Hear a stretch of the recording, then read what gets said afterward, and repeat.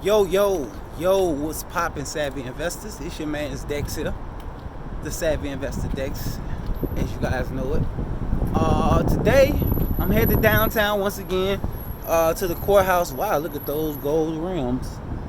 I don't know if I like it. Any of you car guys out there or car gals may like it. I'm not that much into them. But anyway, I'm actually headed downtown to pick up a certificate of mortgage for one of my cases to go ahead and send that one through. We're scheduled for a closing next week on another case, but this video isn't about that. This video is about how to make money in real estate with zero experience, right? And I'm, along with many other people, and one of those people that makes money in real estate, and I came in with zero experience. Like, even right now, to be honest,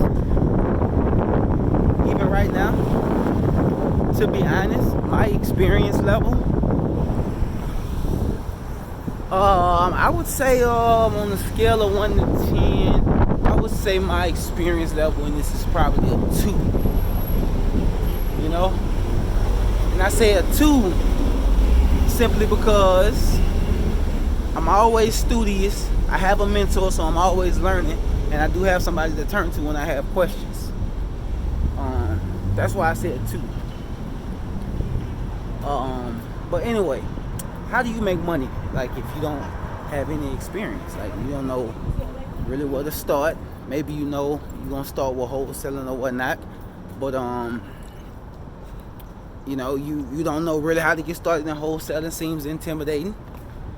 Seems like you go through a lot to get your first deal or to get any deal, which is you do. You know, it is a fair amount of work to be put into it. But number one, I'm gonna say this. This is how you make money with no experience. Number one, you figure out what exit strategy in real estate you want to take. Okay? And I'm assuming, you know, no experience, you probably don't have any money. Most of us that got in this business didn't have much money. So you pick, let's say you pick wholesaling. You find out about that. That's what most people experience when they first jump in real estate nowadays. That's what I first experienced. That's what, like, most of my peers, they first experience was wholesaling, right? It's one of their first exit strategies. So then you go down the rabbit hole on YouTube and wholesaling, which is a lot of rabbit holes.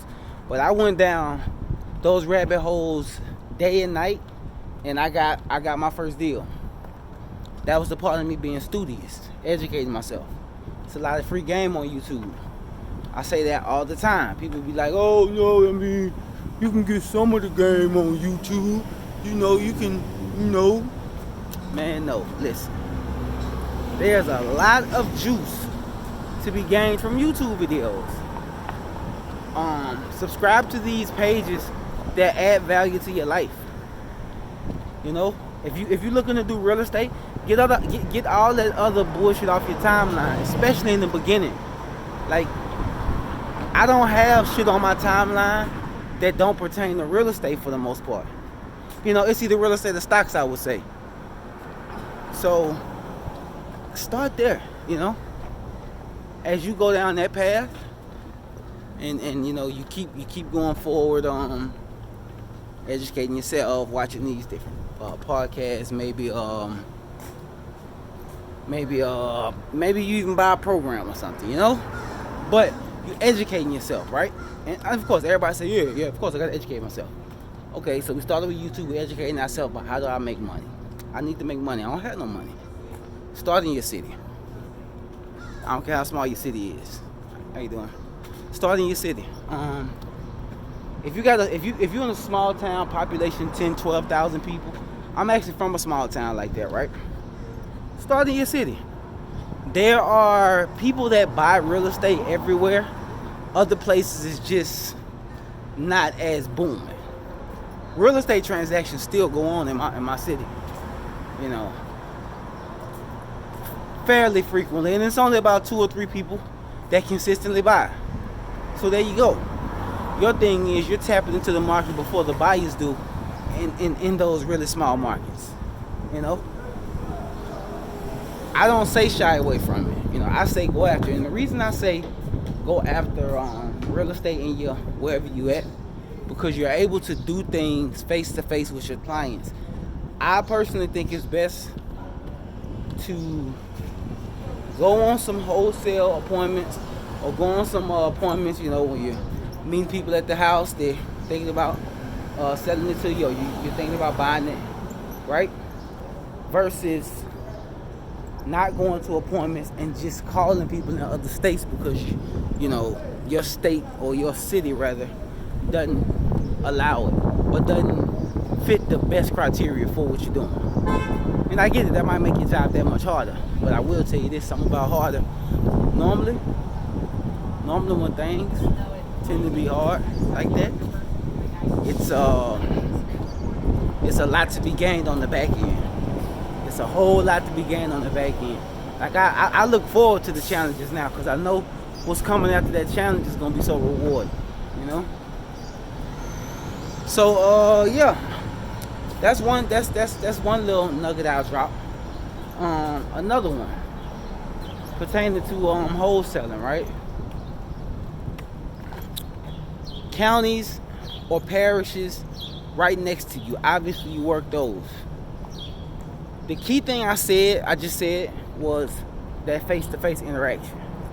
It's nothing like building that type of rapport. But not only that, you learn the business a bit better. Talking to somebody in their face, you're gonna learn the business a lot better. You're gonna be able to read emotions a lot better when you say stuff, right? When you get into wholesaling, I wouldn't expect to be a millionaire in I would say 2 years. But I will say, if you can consistently wholesale for 2 years, you got a lot of ways. Hold on. That sucks. Alright, it's going down. If you can't consistently wholesale for 2 years, you should be able to generate $40,000, $50,000 minimum a year. I'm talking about bare bone minimum. You know, you should be able to do it in your sleep if you can do this business for 2 years. Another way you make money in this business with no experience, obviously, what I always say, get a mentor. No, I always say that. I know that's a lot harder for some people. Now, that's a challenge that you may face. That's pretty hard to overcome if you're in a small city. I couldn't imagine having to find a mentor in my hometown pertaining to real estate. Number one, I probably wouldn't trust them if they said they did. Number two, ain't nobody doing that shit in my town. You know? Not in my small town, you know. I'm from a really, really small town. But I love my city. Shout out to my city. Yeah, I just wanted to come to y'all, bro. Tell y'all a couple of little nuggets about getting started in real estate, and don't be afraid, you know, because you don't have experience. It's okay. You know, wholesaling, in a nutshell, this is what wholesaling is. Before I let you go, I want to say this as well, because I like to dumb shit down. Just tell me the gist of what I'm doing, and I'll figure out the technicalities along the way. You know. So this is the gist of a wholesale deal. You find the seller, you find motivation, you find distress. First and foremost, right? You do that multiple ways. You can go on the MLS, you can drive for dollars, you can knock on doors, which I suggest. For the sake of this video, I'm not gonna say cold calling, because I just don't think cold calling is a great way to start. Unless now if you have experience, you know, in that field, then go right ahead. But for us people like with zero experience, zero customer service experience, and we getting into real estate from this aspect, yeah, I wouldn't cold call. But you find that seller, Now, you want to know how much does that person want for the property? And here's a little nugget, especially in the beginning. I hope y'all can hear me well. This wind is getting pretty high. Here's a little nugget for you, right? When I go on appointments, I'm going to buy a house. I'm not going to look at a house. So if somebody tells me I'll use $1 million, for example, I'm going on an appointment Friday. It's a 13 unit building in a really, really, really high-end area. They're probably going to want about 5 million, 4 or 5 million. I really need to be around 2 million, but this is what I do. This is what I do with all my appointments, right? Let me tell you. And this will be the biggest. This is the biggest deal I'm working, by the way, I've ever worked. But this is what I do. We go on the appointment. They let me know how much they want. We get a contract, getting them, saying I'm going to get them what they asked for. So they asked for $1 million. Boom. Sign the contract, $1 million. It's going to be subject to partners' approval, subject to appraisal, subject to third-party approval. Yeah, right? So then, once we get the contract signed, saying I'm buying the house for $1 million, and we got 365 business days to close the deal, at that point, what we do is, or what I do is, I say, hey, Miss Seller, hey, Mr. Seller. What I like to do is, just so we could all, be on the same page, and have a third party come in that has nothing to do with the situation, right? So what we do is we call in a contractor and a realtor. That's what we do.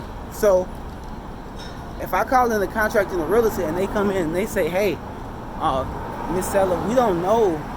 Oh, I'm sorry, Mr. and Miss Seller.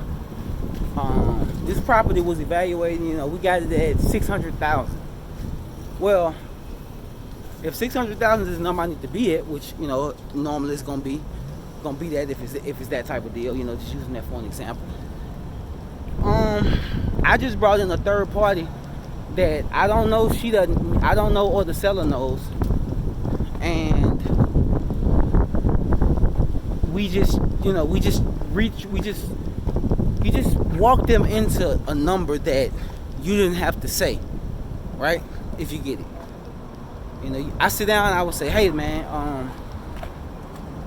we can get the phone book or get on Google and you can pick any realtor, any contractor you want to call, and we can have them come out, to go over the house with us. I don't know them, you don't know them. But I do know real estate more than they know real estate. That's what I do know. That's the nugget right there. So going into it, I know that the house is not worth $1 million in its current condition. I know it's about $600,000, but versus me telling them that, I'm gonna let a third party tell them that. And there you go. Now you're negotiating. That's the nugget for the day, man. Let me go take care of this business. It's about to rain outside. I'm trying to take care of this and get back home before it starts raining. I got the store for y'all. My car actually be back to me in a couple of days. It was a big, long ordeal I went through with the city of New Orleans and them having to fix my car and all that good stuff, but we got it taken care of. Anyway, y'all be cool. Y'all be light. Y'all subscribe. It's my birthday, by the way, and I'm out here working. I ain't even been to the barbershop. Like, I ain't worried about none of that. But anyway, yeah, appreciate it. Y'all like, subscribe, all that cool stuff. And I'm out this thing. It's your boy, Savvy Investor Dex. And I'm tired. Peace.